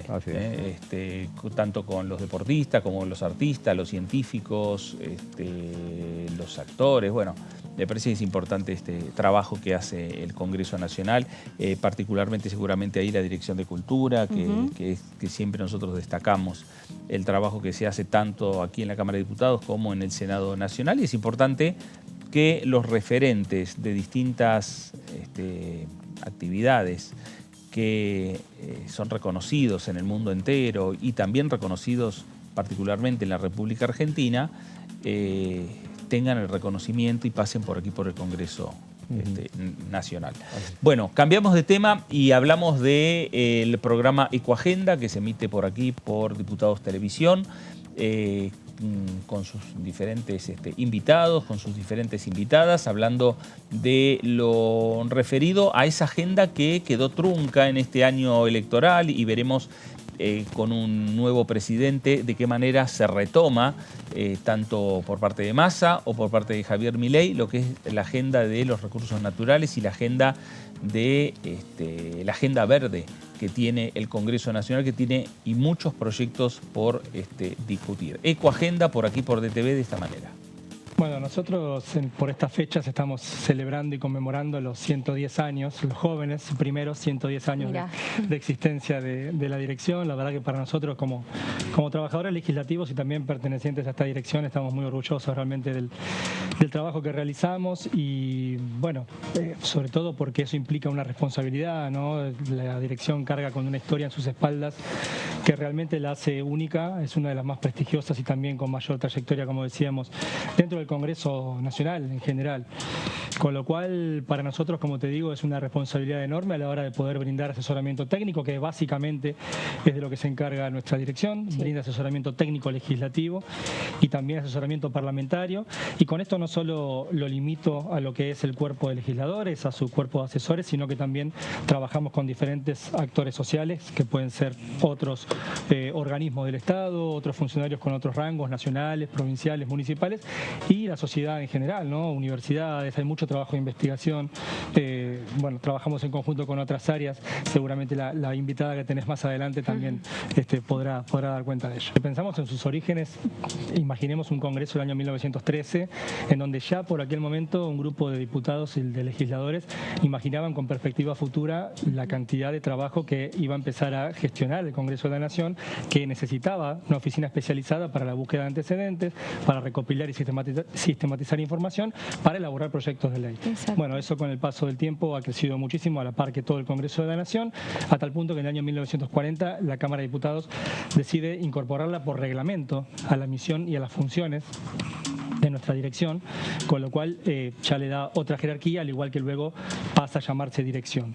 Yo te diría que dentro de los últimos 30 años, como para situarnos, ya hay todo un trabajo hecho respecto de incorporación de nuevas tecnologías y de, por ejemplo, desarrollo de bases de datos propias para manejar fuentes propias de información, para que toda la documentación que se ha transcurrido a lo largo de los años en el Congreso, en ambas cámaras, como bien marcaba Victoria, esté al alcance también del usuario, y eso, de hecho, mucha de tu audiencia seguramente... digitalización y también, bueno, la utilización de los recursos hace que un poco haya más conexión, ¿no? Exacto, y te decía que mucho de tu audiencia seguramente ha buscado en la base de proyectos que figura en la página de diputados, que es una base de proyectos que desarrollamos en la Dirección de Información Parlamentaria, en donde constan todos los proyectos desde la vuelta a la democracia hasta el día de hoy, de cualquier temática, y donde uno lo puede consultar rápidamente. Y por estos días también estamos relanzando la base de datos de normativa de legislación nacional, con lo cual también es un gran avance para esto, ¿no? Para la consulta, para la transparencia y para el acceso a la información pública. Bueno, ahí estaba Ecoagenda con Lourdes López y los diferentes temas que analiza en el programa que se emite por aquí por Diputados Televisión. Bueno, cambiamos de tema y hablamos de algunos proyectos que están vinculados con este periodo o con los periodos de elecciones presidenciales, porque también hay un tiempo entre que tenemos en la República Argentina presidente electo, que lo tendremos el 19 de noviembre a la noche, y el periodo en el cual va a asumir, que es el 10 de diciembre. En ese periodo de transición se está trabajando en una ley específica, José.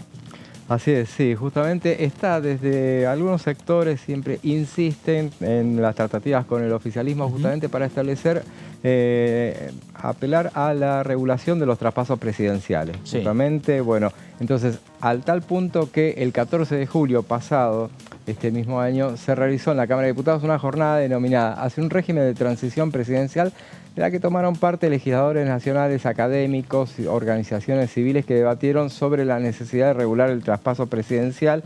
Esta fue una reunión, que lo vamos a ver en la próxima placa, fue organizada por las diputadas nacionales Carla Carrizo, Margarita Stolbizer, con el objetivo de analizar los diferentes procesos electorales y plantear la necesidad de un marco normativo que regule de manera precisa el proceso de traspaso entre los sucesivos gobiernos democráticos y las pautas para la transmisión de los atributos presidenciales.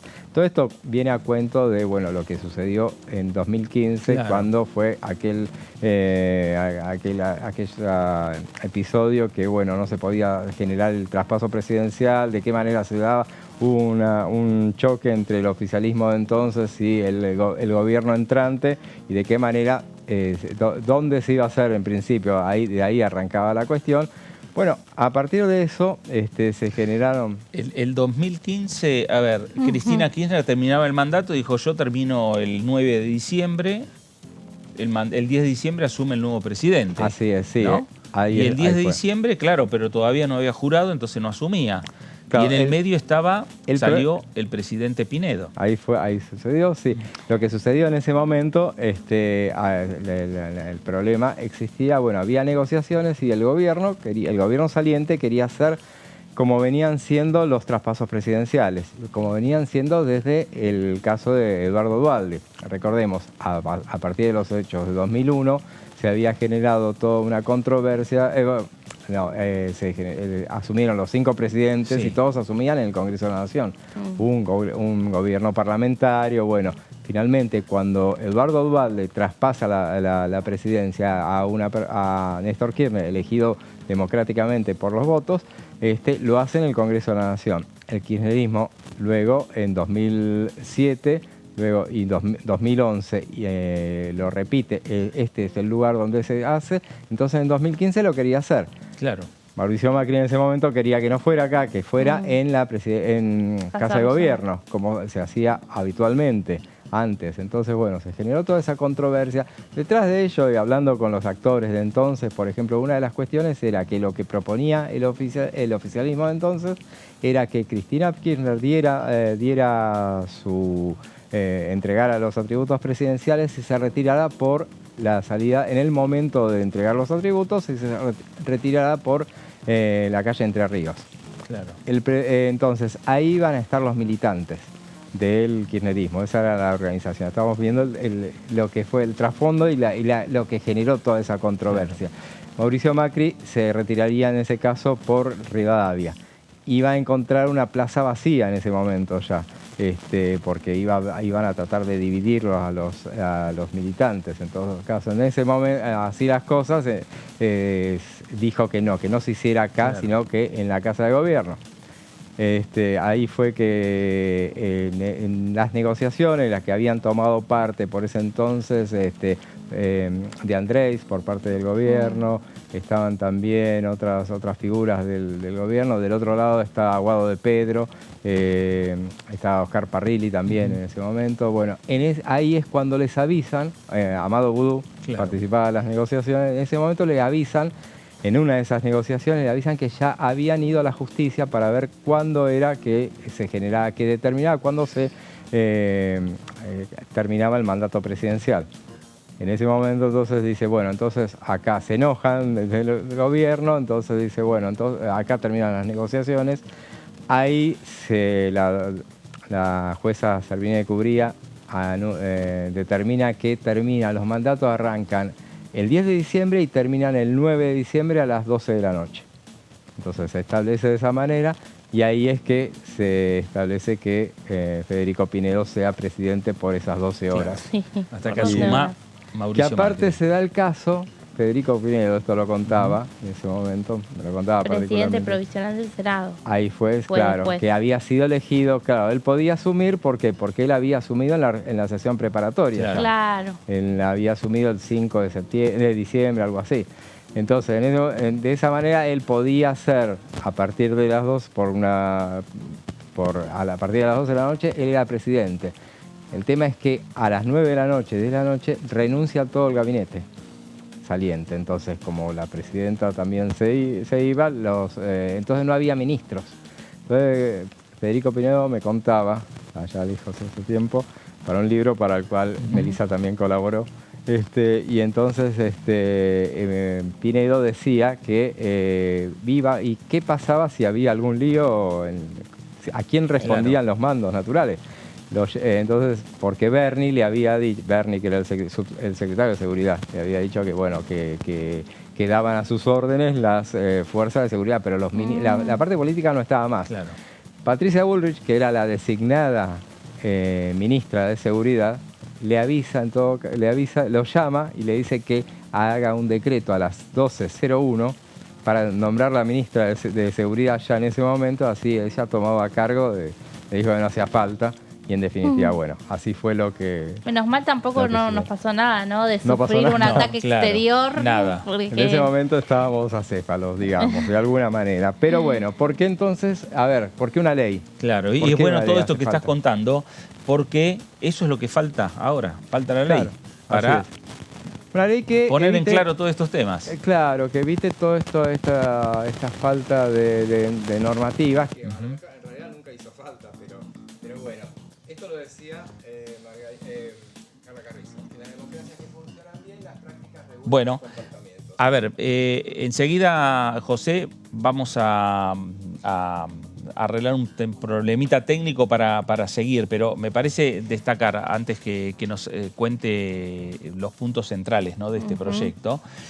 Carla Carrizo hace tiempo que viene trabajando este tema, y es más, lo planteó, me parece que en la última reunión de la Comisión de Asuntos Constitucionales. Sí, así es, que se reunió esta semana. Sí, exactamente. Sí. Y acá está en parte lo que iba a señalar José. ¿Por qué la necesidad de una ley, ¿no? Y dice, en las democracias que funcionan bien, las prácticas regulan los comportamientos y son prácticas informales. Y la verdad que esas prácticas no hacen falta que estén escritas, porque son usos y costumbres, sostiene Carla Carrizo, cuya idea es tomar insumos de los países que tienen usos y costumbres de los cuales tenemos que aprender, no solamente de esos países que tienen regulados una ley. Más allá de los usos y costumbres en algunos países, está también la ley que regula, ¿no? Claro, porque además entiendo que no solo abarcaría la cuestión, como muy bien detallaba José, de lo que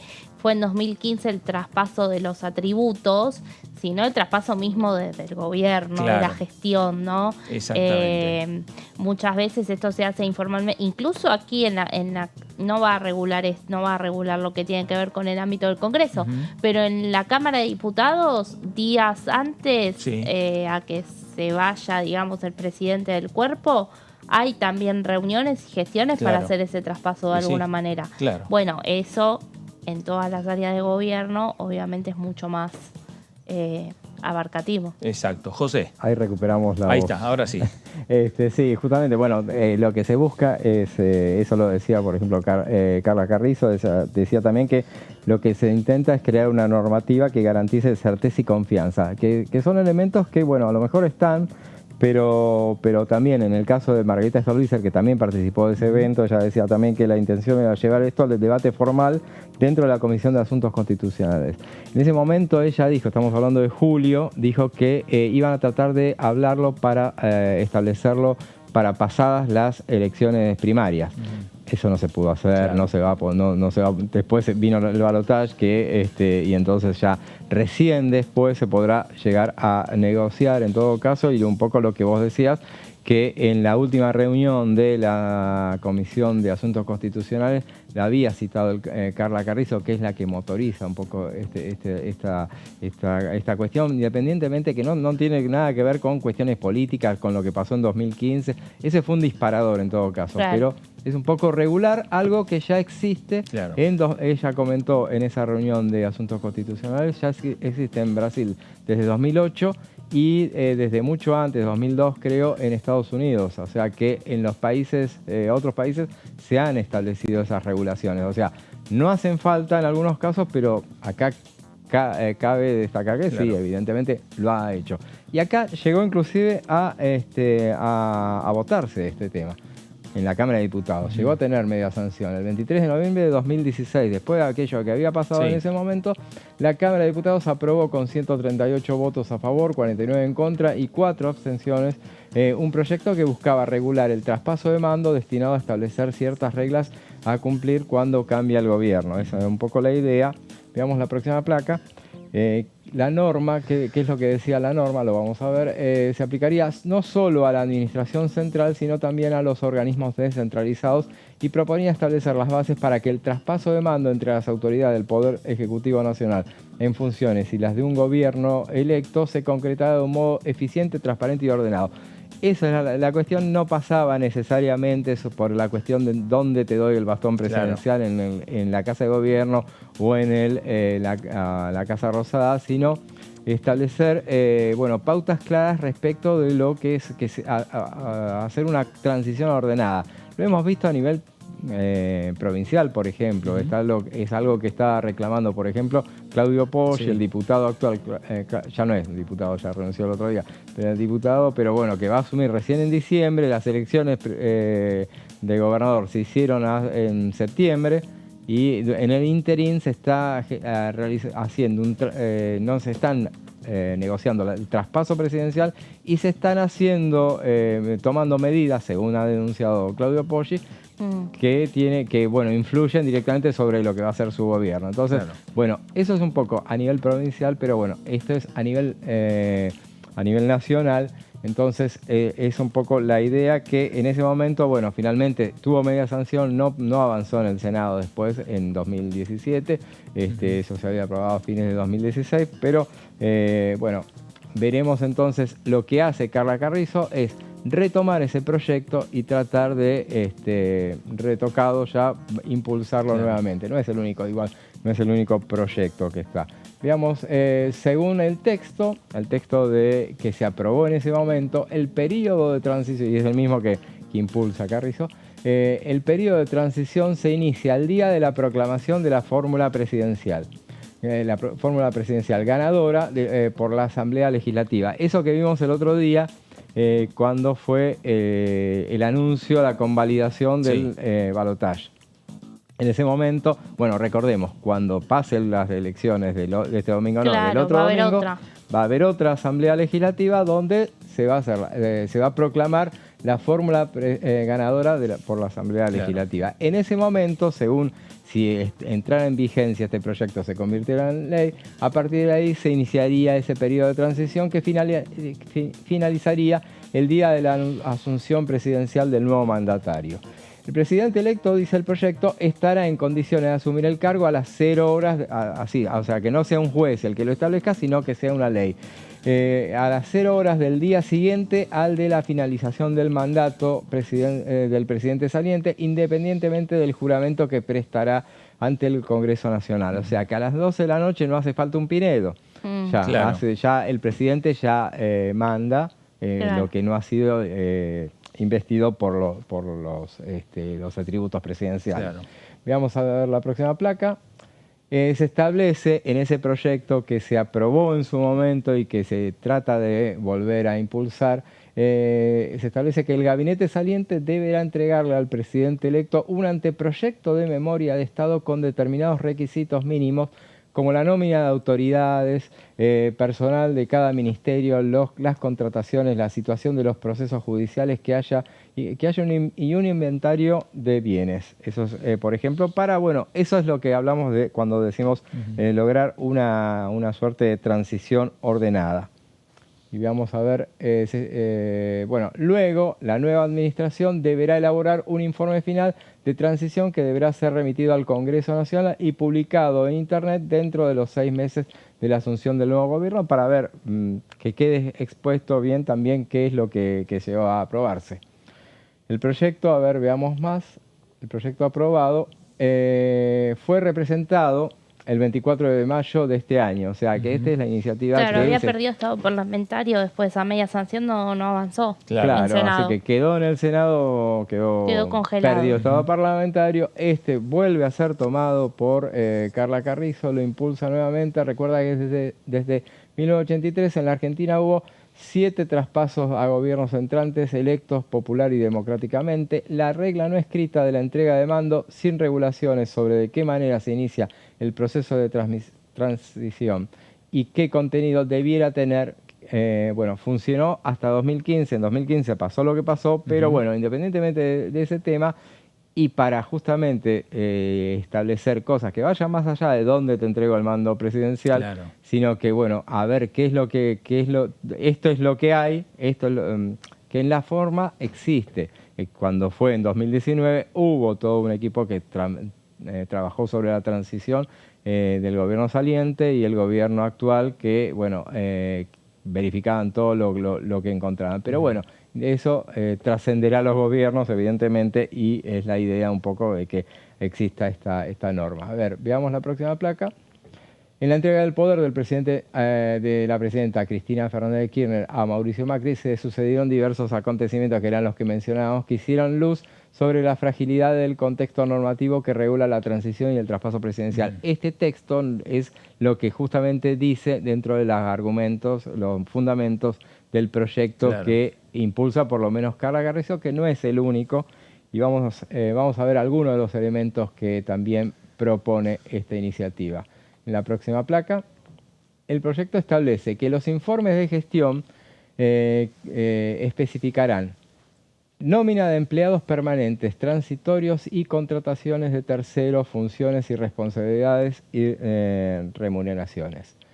Eso. Veamos otra de las cosas. Estructura, organigrama, misión, funciones y programas de cada una de las unidades administrativas del Estado Nacional. Situación financiera de cada unidad administrativa y de las empresas de Estado con participación estatal mayoritaria, incluyendo en caso de que corresponda. Todo esto lo elabora la Jefatura de Gabinete, establece el proyecto que lo haga la Jefatura de Gabinete, que elabore todas estas cosas y que lo reciban antes de la asunción. Antes de la asunción para que sepa tener una idea más o menos lo que va a encontrar.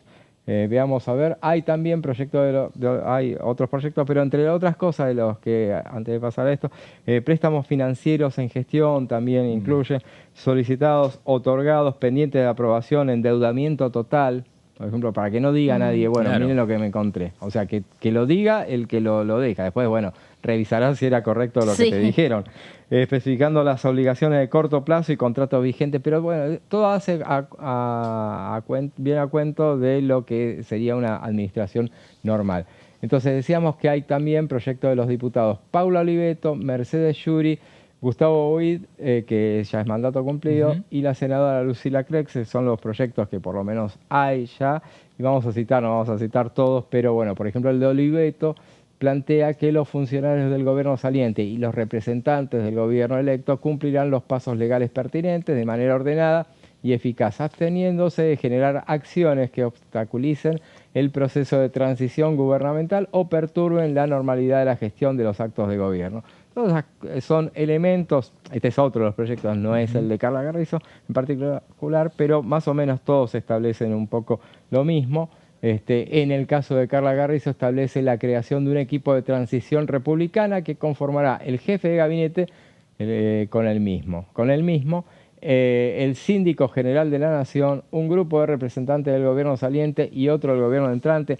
Son todos proyectos que hay, todas las iniciativas, las estuvimos mirando un poco, y que son en general, todos más o menos tienen las mismas con más o con menos, diferentes los equipos de transición, de la conformación. Habrá que ver si hace falta establecer quiénes son los que los conforman, pero servirá en todo caso para ver que en última instancia cuando el que recibe tenga menos de qué quejarse en todo caso. Y esto es lo que decía en esta reunión que fue de la semana pasada, la Comisión de Asuntos Constitucionales sobre el final. Lo que comentaba Carla Garrizo era que, que la idea era un poco, tratemos no se pudo avanzar con el tema ahora por el tema de las elecciones, porque, impactó obviamente sobre la cuestión electoral, pero tratemos de hacer el esfuerzo, ya que fueron ampliadas las sesiones ordinarias de constituir de nuevo la Comisión de Asuntos Constitucionales, que es por donde tiene que pasar, para dejar esto como legado para las próximas, ya que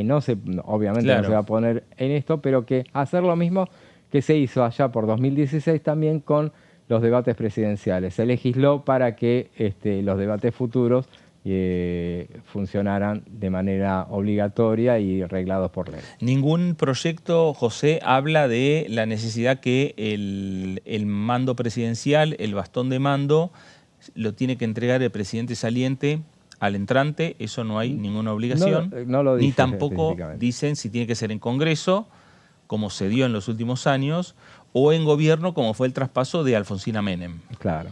Algunos sí lo establecen, a eso se tendrán que poner de acuerdo. Lo tendría que establecer porque fue lo conflictivo que disparó. Lo establecen justamente, porque fue la media sanción que se aprobó sí lo establecía y un poco el proyecto lo dice. Creo que Cristina lo justificaba respecto a los atributos que tiene el Congreso en la Constitución Nacional de que le toma juramento al presidente electo, ¿no? Lo tomaron, bueno, después en el libro, sinceramente, ella dijo que no quería dárselo. Claro. No quería dárselo porque era lo que le está... Eso fue una confesión de parte, lo dijo 2 años después de que ya se había aprobado la media sanción de esto, pero independientemente de esas cuestiones, en ese momento los argumentos fueron los que decíamos, un poco que no se ponían de acuerdo. Ella decía que tenía que ser acá. Los dos tenían de alguna manera razón porque era legal de ambas formas, pero la discusión estaba planteada en que decían el presidente entrante es el que debería elegir cómo tiene que ser. Claro. No el saliente. Y ahí fue la discusión enorme que se dio. Y en definitiva, a partir de que la presidenta quería mantener eso hasta el último minuto de su mandato, bueno, entonces regulemos, vayamos a la justicia para establecer quién tiene razón. Claro. Fue lo que hicieron. Y ahí fue que se enojaron el grupo que estaba negociando en ese momento cómo iba a ser el traspaso, y entonces se retiraron, se acabaron las negociaciones y ahí dijeron, bueno, se hará de esa manera. Y fue Federico Pinedo el encargado de entregar el mandato. Exactamente. Bueno, gracias José, porque este es uno de los temas que tiene la agenda en el Congreso, la agenda del Congreso, para discutir prontamente, por lo menos en la Comisión de Asuntos Constitucionales hay un compromiso de las autoridades de la Comisión. Lo plantearon a partir del planteo que hizo la diputada Carla Carrizo y lo que dijo el presidente de la Comisión, que hay varios proyectos, que hay varias iniciativas similares a la de Carla Carrizo y que se va a poner en consideración, o por lo menos abrir el debate en la Comisión de Asuntos Constitucionales. Y me parece que es importante porque lo que quedó demostrado que obviamente el que deja el mandato no quiere esa foto con el que está entrando. Digo, depende quién sea, tiene que, pero sería algo institucional, tiene que pasar. En 2019 igualmente, no pudo evitar Cristina ser fotografiada con Macri en el Congreso. Claro. Y esa foto también muy recordada, ¿no? Con ella saludándolo... Sí, casi sin mirarlo de costado, con una cara muy seria, que después también salió a decir, no puedo disimular que quieren. La última función que tuvimos, que fue la de Alberto Fernández, Macri, estuvo y después sí se retiró. Claro, los proyectos en realidad, retomando eso, no lo establecen justamente dónde se tiene que hacer. Lo que establecen es que a las 12 de la noche ya tiene mandato el presidente entrante y entonces es el que en todo caso tiene la decisión de dónde es que va a ser pero la lógica sería que en algún momento se encuentren, ¿no? Claro. Digo, desde el punto de vista institucional, el saliente con el entrante. Bueno, y que si está esa foto... En 2019 pasó... con Macri y Alberto Fernández. Al otro día, Alberto Fernández ganó en primera vuelta y al otro día hubo foto en Casa de Gobierno, los dos dándose la mano. Veremos qué pasa entonces el 20. Lo que no me acuerdo en el 16, en el 15. ¿Cristina lo recibió a Macri en Casa de Gobierno? Sí, en una reunión que fue muy breve. Lo recibió. Fue a solas. No hubo foto. No hubo foto. Y después cada uno dio su versión de lo que habían hablado ahí. Porque fue... Y después se empezó a enturbiar todo. Claro. Con lo del traspaso formal. Bueno, yo creo que eso tiene que estar regulado. Es como pasa en el fútbol. Es impredecible igual pensar si ganara Javier Milei, cómo puede reaccionar, ¿no? Él capaz, no sé. Que él no quiera tener ninguna reunión, a lo mejor. No sé. No sé. No se sabe. Bueno, es impredecible, digo. A ver, depende mucho de el presidente que esté en funciones, ¿no? También, porque es un poco quien tiene que ceder lugares para, en la discusión entre las dos partes, el proyecto lo que plantea, y bien lo decía José, representantes del gobierno entrante, representantes del gobierno saliente. Pero lo cierto es que el peso que tiene, desde el punto de vista político, tiene más peso los representantes del gobierno entrante. Entonces, ya ese momento, va a depender un poco de la voluntad, de la decisión que tenga el presidente saliente y sus equipos de abrir la Casa de Gobierno para llevar adelante estas discusiones. Si la discusión de fondo es no quiero sacarme una foto con él porque él es malo, bueno, eso ya es otra cosa. No. Pero el tema es que justamente estaría bueno una ley que fuera aprobada finalmente, teniendo en cuenta, por ejemplo, lo que se va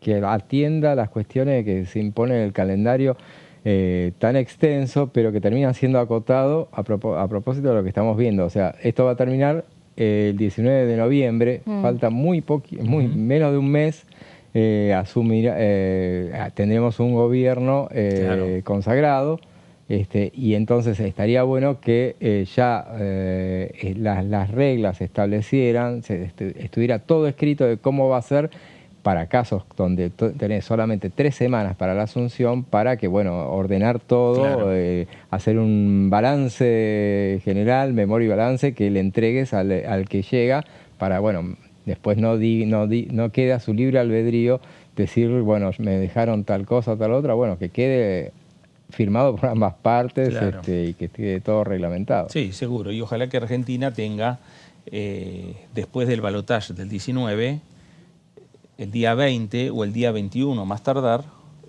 una foto, una reunión del presidente Alberto Fernández con quien lo suceda, ¿no? Sea Sergio Massa o sea Javier Milei.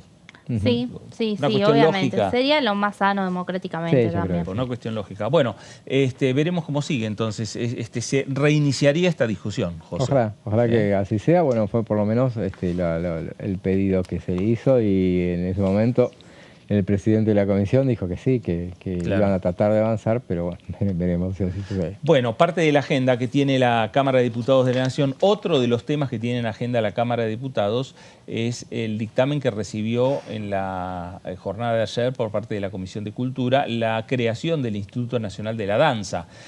Una de sus autoras es la diputada Romina del Pla, del Frente de Izquierda, del Partido Obrero, y conversó con Diputados Televisión de esta manera.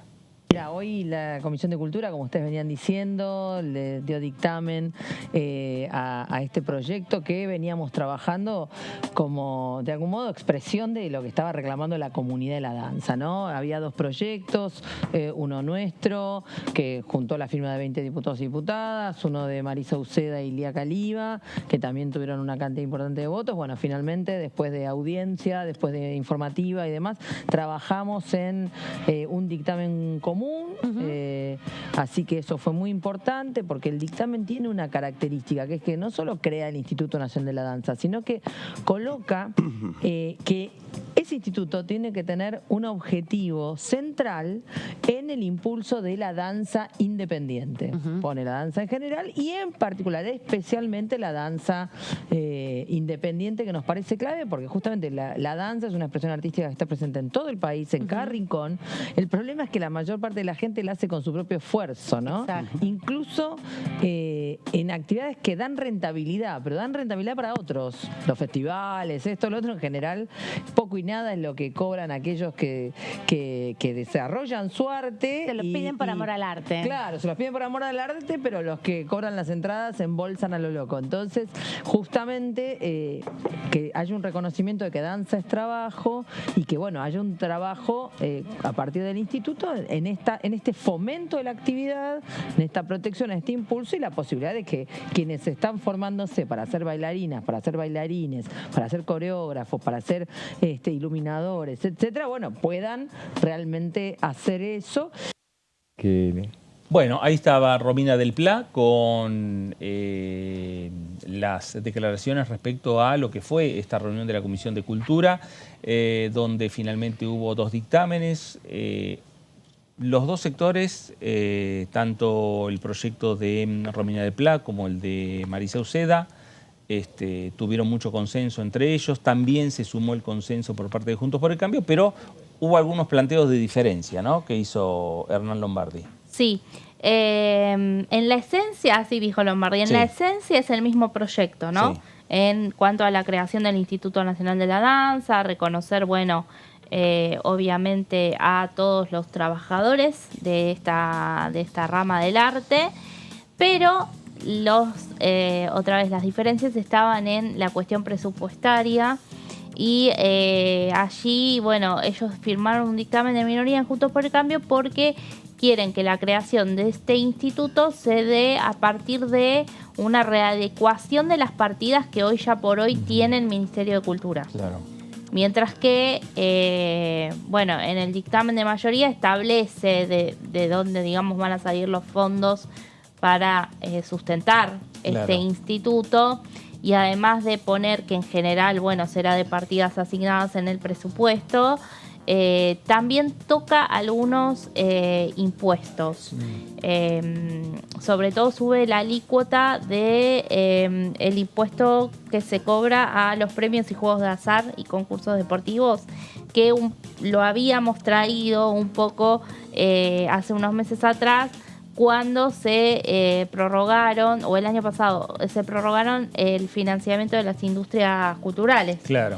Bueno, ese impuesto sí prevé un incremento, y también hay un inciso que habla de algunos tributos que se puedan crear a futuro. Bueno, todo eso es muy sensible para la oposición, que siempre pone la lupa sobre todo allí, y además de que había unas diferencias en cuanto al informe que emitió la Oficina de Presupuesto del Congreso, con dos montos distintos. Uno de 10.000 millones y el otro de 4.000 millones.